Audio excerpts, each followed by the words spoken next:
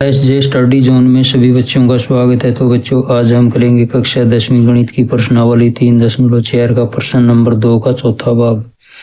तो देखो यहाँ पर क्या दिया हुआ। मीना 2000 रुपये निकालने के लिए एक बैंक गई। उसने खजांची से 50 रुपये तथा 2000 रुपये के नोट देने के लिए कहा। मीना ने कुल 25 नोट प्राप्त किए। ज्ञात कीजिए कि उसने 50 रुपये और 100 रुपये के कितने कितने नोट प्राप्त किए। तो देखो यहाँ पर कुल नोट है 25, जिसमें 50 रुपये और 100 रुपये के। तो देखो यहाँ से हल शुरू करते हैं।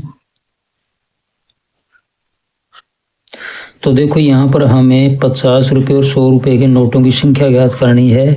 तो हम 50 रुपये और 100 रुपये के नोटों की संख्या मान लेते हैं। माना 50 रुपये के नोटों की संख्या, 50 रुपये के नोटों की संख्या मान लेते हैं x, और इसके बाद 100 रुपये के नोटों की संख्या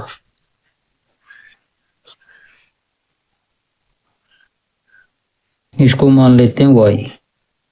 तो देखो ये संख्या है, 50 रुपये के नोटों की संख्या x मान ली और 100 रुपये के नोटों की संख्या y।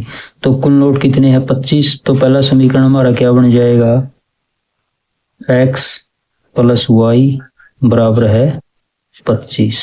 तो ये बन गया समीकरण 1। तो इसके बाद देखो अब हमें क्या करना है। इतना करने के बाद आगे देखो यहाँ पर, तो इसके बाद देखो मीना 2000 रुपये निकालने के लिए बैंक गई। तो उसने निकालने थे 2000 रुपये। तो अब हमें क्या करना है, यहाँ पर देखो 50 रुपये और 100 रुपये के नोट देने के लिए कहा उसने खजांची से। तो 50 रुपये के नोटों की संख्या कितनी मानी यहाँ पर x। तो 50 रुपये के नोटों का मूल्य है। तो यहाँ पर देखो कुल 2000 रुपये हमें यहाँ पर दिए गए हैं, कुल 2000 रुपये। तो यहाँ पर क्या लिखेंगे, 50 रुपये के नोटों की संख्या x मानी।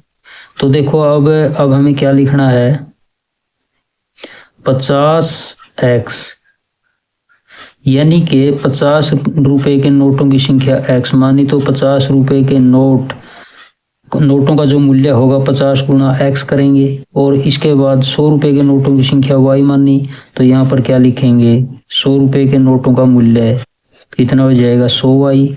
तो टोटल कितने 2000 रुपये उसे चाहिए थे। तो बराबर किसके करेंगे 2000 के। अब देखो इस समीकरण में ये 50 से भाग होता है, ये भी 50 से और ये भी 50 से। तो दोनों तरफ इसको 50 से भाग करेंगे, यानी कि 50 को मना जाएगा। तो यहाँ पर क्या लिखेंगे, दोनों ओर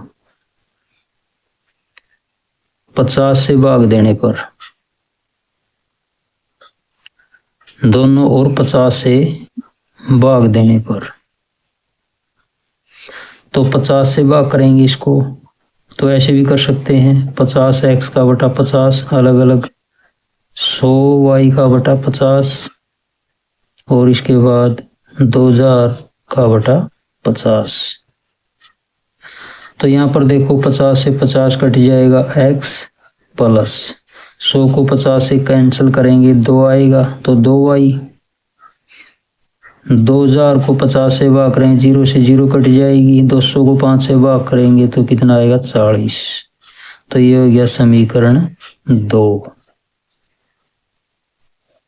अब देखो इस क्वेश्चन को हमें विलोपन विधि से हल करना है।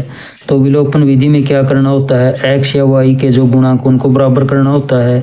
तो पहला समीकरण में x दिया हुआ है और यहाँ दूसरे समीकरण में भी कितना आ गया x। तो दोनों अपने आप बराबर हैं। तो एक समीकरण में से दो समीकरण घटाने पर या दो में से एक घटा सकते हैं। तो यहाँ पर लिखेंगे समीकरण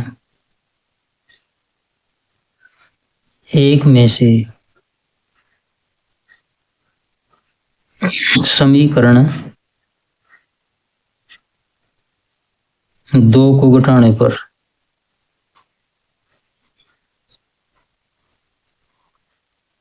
तो समीकरण एक देखो क्या दिया हुआ है, x प्लस वाई बराबर है 25, और दो समीकरण क्या था, x प्लस 2y बराबर है 40। तो ये एक समीकरण था। और ये 2 समीकरण। देखो घटाने हैं यहाँ पर, तो नीचे वाला जो समीकरण है इसके निशान चेंज करेंगे, ये माइनस का हो जाएगा, ये माइनस का और ये माइनस का, प्लस माइनस ही कट जाएंगे। माइनस के 2y प्लस का 1y तो कितना बचेगा, माइनस का 1y।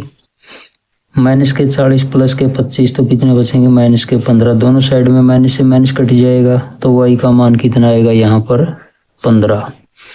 तो इसके बाद देखो y का मान 15 आ गया यहाँ पर। इस y का मान है समीकरण हम 1 या 2 में रख सकते हैं, 1 में भी रख सकते हैं और 2 में भी। तो अब लिखेंगे y का मान समीकरण, y का मान समीकरण 1 में रखने पर, तो एक समीकरण क्या था, x प्लस वाई बराबर है 25। तो y का मान 15, तो x प्लस इस y के स्थान पर 15 लिखेंगे, बराबर है 25। तो x बराबर है, तो कितना आएगा 25, 15 है प्लस का, इस साइड में माइनस का हो जाएगा, 25 में से 15 घटाएंगे 10। तो x का मान कितना है यहाँ पर 10। अब देखो जो हमने माना था 50 रुपए के नोटों की संख्या x माननी थी, तो यहाँ पर अब क्या लिखेंगे, 50 रुपए के नोटों की संख्या, 50 रुपए के नोटों की संख्या x माननी थी और x का मान कितना आया 10। और 100 रुपए के नोटों की संख्या y माननी थी, y का मान कितना आया 15। तो ये हमारा राइट आंसर हो जाएगा।